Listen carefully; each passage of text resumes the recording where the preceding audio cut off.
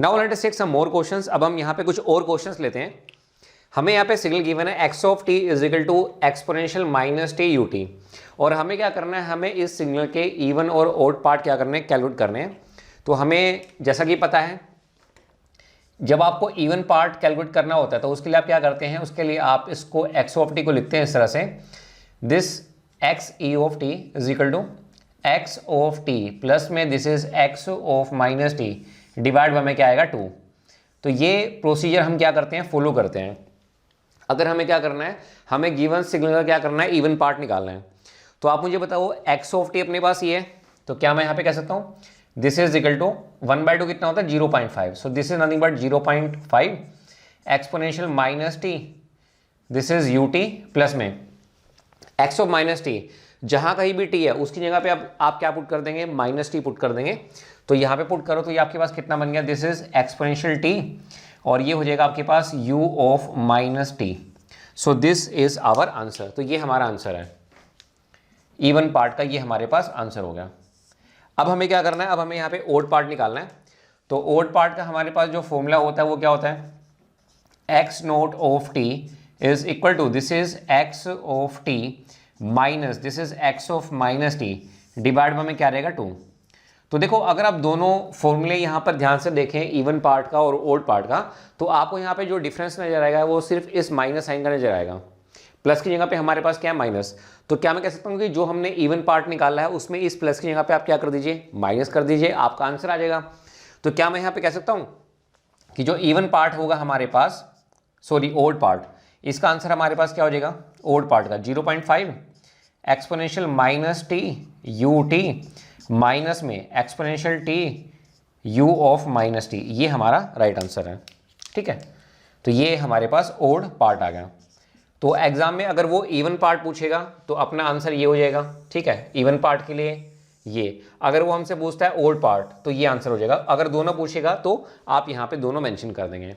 समझ पा रहे हैं? तो पूरी क्लास में किसी भी स्टूडेंट को कोई डाउट इस पार्ट में, आई होप कोई डाउट नहीं होगा। उसके बाद देखिए अब हम नेक्स्ट क्वेश्चन लेते हैं। अब हमें क्या करना है, अब हमें इस सिग्नल के इवन और ओड पार्ट हमें कैलकुलेट करने हैं, कर देते हैं। तो सबसे पहले आप इसको ओपन कर दीजिए।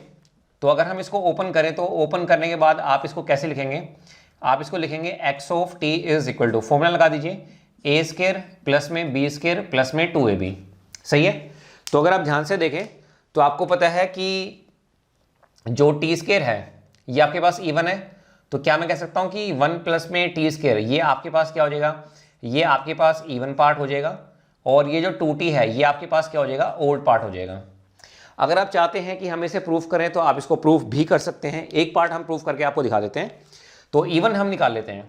तो आप हमें बताइए एक्स ई ऑफ टी ये किसके इक्वल होता है, ये इक्वल होता है हमारे पास एक्स ऑफ टी प्लस में x of minus t divide में हमारे पास क्या रहेगा, 2 रहेगा। तो क्या मैं यहाँ पे कह सकता हूँ कि इवन पार्ट के लिए जब हम निकालेंगे एक्स ऑफ टी की वैल्यू कितनी है, this is 1 plus t square plus में दिस इज 2t। ठीक है, उसके बाद प्लस में जहां कहीं भी t है उसकी जगह पे माइनस, तो ये 1 का 1 क्या रहेगा, सेम। ठीक है, माइनस टी का स्केयर आपके पास क्या रहेगा, ये सेम रहेगा, और ये आपके पास क्या बन जाएगा माइनस 2t। ठीक है, डिवाइड में कितना रहेगा 2। तो दोस्तों माइनस 2t से माइनस 2t गया, और 1 प्लस टी स्केयर यहाँ पे भी है और 1 प्लस टी स्केयर यहाँ पे भी है, ट्वाइस हो जाएगा, 2 से 2 कैंसिल आउट हो गया। So this comes out to be 1 plus t square. ठीक है, तो ये हमारा आंसर हो गया। तो मैंने इस क्वेश्चन में आपको ये बताया कि 1 प्लस टी स्केयर हमारे पास क्या है, इवन कॉम्पोनेंट, तो बाकी जो बच गया वो हमारे पास क्या हो गया, ओड कॉम्पोनेंट हो गया। समझ पा रहे हैं मेरी बात को? अब इसी तरह से हमारे पास जो नेक्स्ट पार्ट है इसको भी हम क्या करेंगे, सोल्व करेंगे। So let us also solve the next part. अब हम यहाँ पे नेक्स्ट पार्ट को भी सोल्व करते हैं। तो देखिए यहाँ पे आप क्या करेंगे, a प्लस बी का होल स्क्वायर यूज करेंगे। तो मैं यहाँ पे डायरेक्ट लिख रहा हूँ ए स्क्वायर, तो इसको आप लिख सकते हैं ए स्क्वायर प्लस में ये हो जाएगा हमारे पास बी स्क्वायर प्लस में 2ab। तो ये हो गया हमारे पास this is sine t into में कितना हो गया, कोस टी हमारे पास हो गया। सही है, आप सबको पता है साइंस के थीटा प्लस में कोस के थीटा ये किसके इक्वल होता है, ये हमारे पास इक्वल होता है 1 के। क्या यहाँ पे कोई फॉर्मूला बन सकता है, बिल्कुल बन सकता है। 2 साइन थीटा कोस थीटा ये किसके इक्वल हो जाएगा, हमारे पास साइन 2t के इक्वल हो जाएगा। तो हमारे पास ये कितना आ गया, this is nothing but 1 plus में साइन 2t। ठीक है, इसको हमने रीअरेंज किया तो हमारे पास ये बन गया। अब आप सबको पता है कि ये जो साइन 2t है ये हमारे पास कौन सा पार्ट हो जाएगा, ये हमारे पास हो जाएगा ओड पार्ट, और ये हमारे पास क्या हो जाएगा, ये हमारे पास हो जाएगा इवन पार्ट। क्या हो जाएगा, इवन पार्ट हमारे पास हो जाएगा। अगर आप कहें कि सर इसको प्रूफ करके दिखा दो, तो मैं एक पार्ट यहाँ पे सोल्व करके आपको दिखा देता हूँ। तो अगर मुझे इवन पार्ट निकालना है तो इवन पार्ट के लिए हम क्या करते हैं, हम करते हैं एक्स ऑफ टी प्लस में क्या होता है x of minus t divide में अपने पास क्या रहेगा 2 रहेगा। समझ पा रहे हैं मेरी बात। तो रीअरेंज करने के बाद एक्स ऑफ टी इस फॉर्म में आ गया।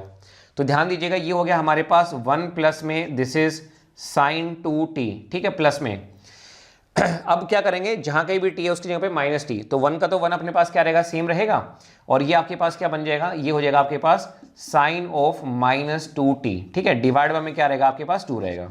समझ पा रहे मेरी बात। आपको पता है साइन क्या होता है, साइन ओड फंक्शन होता है। तो साइन ऑफ माइनस थीटा इसको मैं क्या लिख सकता हूं, माइनस साइन थीटा मैं लिख सकता हूं। तो ये माइनस साइन अब आपके पास यहां पे बाहर आ गया, ठीक है। तो अब होगा क्या यहां पे, अब इससे ये हमारे पास क्या हो गया, कैंसिल आउट हो गया, ठीक है। 1 + 1 आपके पास कितना होता है 2, तो ये आपके पास कितना हो गया 2 डिवाइड बाय 2, तो ये आपके पास कितना आ गया 1 आ गया। मतलब जो हमने रीअरेंज किया उसमें जो 1 है वो हमें किसके बारे में बता रहा है, इवन कॉम्पोनेंट के बारे में बता रहा है। तो इसका मतलब जो बाकी बच गया वो हमारे पास क्या रहेगा, ऑड कॉम्पोनेंट रहेगा। तो आई होप दोस्तों मैंने आपको ये जो 3 एग्जाम्पल यहाँ पे कराए हैं ये आपको काफ़ी अच्छे समझ में आए होंगे। तो अगर आपको कोई भी डाउट हो तो प्लीज़ आप कमेंट करना मत भूलिएगा।